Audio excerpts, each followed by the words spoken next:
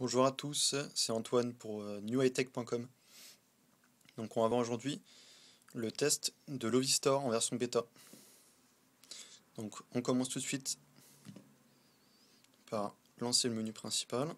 On lance Lovistore. Il y a un lien directement dans le menu principal, évidemment. Hop, ça lance l'application dédiée. Application dédiée entre guillemets, car en fait c'est un simple lien qui ramène vers le navigateur web du N900. Donc en fait c'est un site web qui regroupe tous les liens d'applications. Donc on peut voir que le Ovi est en bêta. Donc vous avez différentes sections en haut avec les applications, les jeux, audio et vidéo, personnalisation avec des thèmes, des musiques, etc.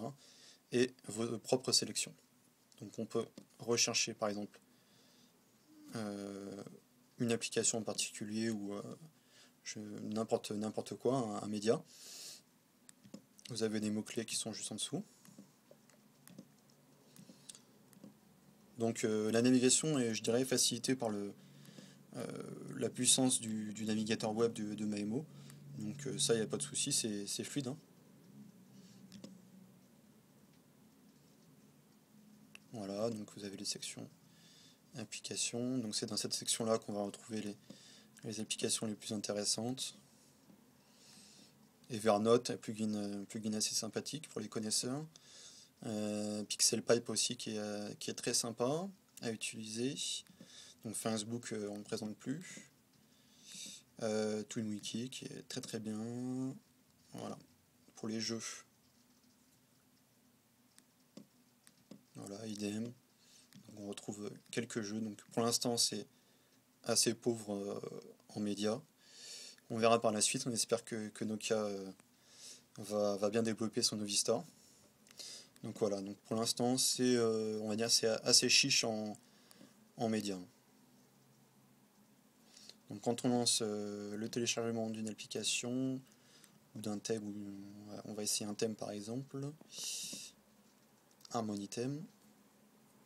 Voilà, donc ça c'est la page du programme qu'on va télécharger.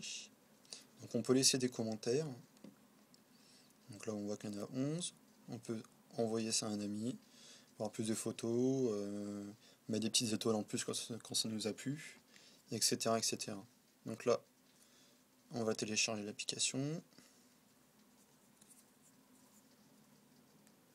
J'avais pas cliqué sur le lien. Voilà. Donc là, il faut bien sûr avoir un compte Ovistore de Nokia. Je me connecte avec mon identifiant et mon mot de passe.